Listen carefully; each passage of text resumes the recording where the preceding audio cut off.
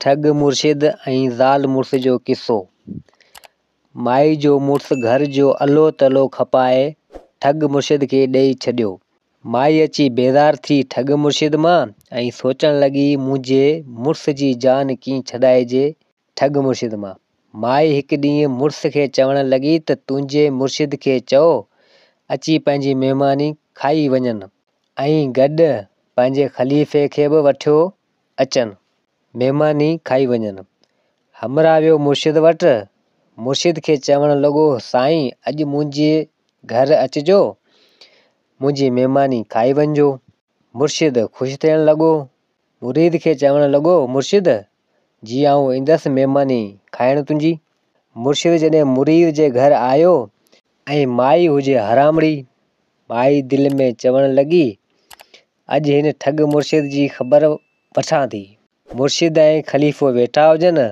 मुर्शिद हुजे आदत खां मजबूर अची हकलूं करण लॻो त उते माई जो मुड़ुस चवण लॻो मुर्शिद साईं छा थियो? त मुर्शिद चवण लॻो त बाबा कलंदर जी दरगाह में अंदरि कुतो अची वियो हो उनखे पे हकलियमि। माई जो मुड़ुस अची वाह वाह करण लॻो ऐं मुर्शिद खे चयईं साईं वेठो मुंहिंजे घर आई ऐं कुता दरगाह मां पियो हकली वाह तुंहिंजूं करामतूं। मुर्शिद मुरीद खे चवण लॻो बाबा मुंहिंजे लाइ गोश्त ऐं ॿोटियूं जाम खणी अचिजांइ। मुरीद चयो जी हा साईं। माई छा कयो ख़लीफ़े लाइ प्लेट में भत हणी ऐं मथां वधीक ॿोटियूं हणी ॾिनियूं ऐं मुर्शिद लाइ प्लेट में ॿोटियूं हेठि हणी मथां वधीक भत हणी ॾिनियूं। मुड़ुस खे इहा ख़बर न हुई।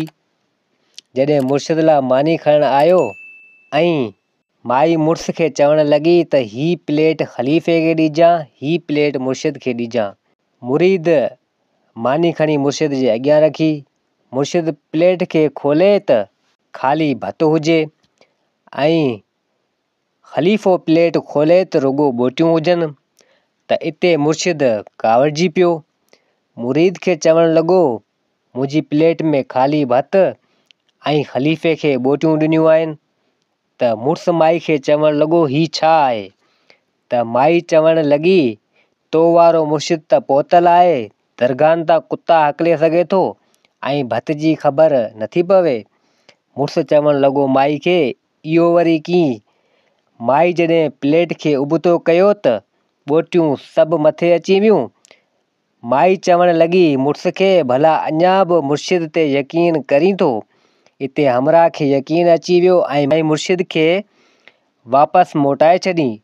उमेद आहे त किस्सो तव्हांखे पसंदि आयो हूंदो। वरी हाज़िर थींदासीं ॿी वीडियो सां गॾु। मुंहिंजे चैनल खे सब्सक्राइब ज़रूरु कंदा।